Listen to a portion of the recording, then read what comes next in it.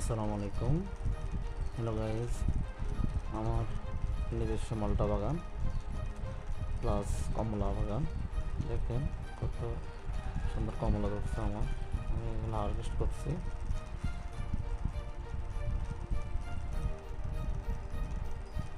দেখেন বাংলাদেশের মাটিতে সব কিছুই হয়। দেখেন অনেক সুন্দর। দেখেন কীভাবে ধরছে কমলা, কীভাবে মালটা এই কমলা ধরছে। দেখেন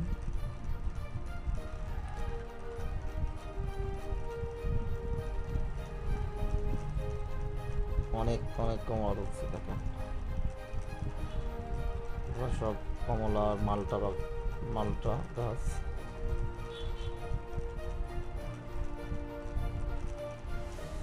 দেখেন কীভাবে